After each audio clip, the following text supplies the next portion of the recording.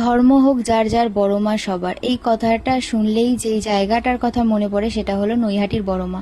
তো আমি সেই দিন সকাল সকাল বেরিয়ে পড়েছিলাম বড় মায়ের উদ্দেশ্যে। অনেক দিন ধরেই আমাদের প্ল্যানিং হচ্ছে যাব যাব করে সব কিছু ঠিক করে যাওয়া হচ্ছে না। তো হয়তো বড় মা না টানলে হয়তো যাওয়া সম্ভব নয়। তো সেইভাবেই আমি বেরিয়ে পড়েছিলাম আর সেখানে পৌঁছে গেছিলাম।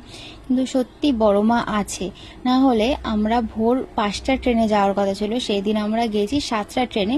কিন্তু গিয়ে আমাদের একটুও দাঁড়াতে হয়নি, আমরা মানে 5 থেকে 6 জনের পর আমাদের লাইন ছিল একদম গেটের সামনে। আর আমরা পুজো দিয়ে বেরোনোর পর যে এত ভিড় এত ভিড়, মানে হাজার হাজার লাইন হয়ে গেছে। তারপর আমরা আবার কুপনের লাইনে দাঁড়িয়ে পড়েছিলাম। আমরা সেদিন ভোগের কুপন পেয়েও গেছিলাম, সেই লাইন থেকেও পেয়ে গেছিলাম। তো তারপর অনেকটা সময় ছিল কি করব কি করব। তো পাশে একটা খুব সুন্দর জায়গা ছিল, একজন বলল। তো সেখানে গিয়ে দেখি কত পশু পাখি, কত সুন্দর চারিদিকে ফুল গাছ। তো আমার তো খুব আনন্দ হয়েছে। এত ওখানে বাচ্চাদের রাইডারগুলো ছিল, সেখানে খুব আনন্দ করেছে। আর তারপর আমরা ভোগের লাইনে দাঁড়িয়েছি, মানে এই ভোগের লাইনে দাঁড়িয়ে একটুখানি মানে সময় লেগেছে, মানে ভোগের লাইনে মানে আমরা 2 ঘন্টার ওপর দাঁড়িয়েছিলাম। সবাই আর না বসতে পেরে সব বসে পড়েছে না দাঁড়িয়ে থেকে। তো আমরা ভোগ পেয়ে গেছি। সত্যি ভোগ মানে মায়ের ভোগ মানে অমৃত।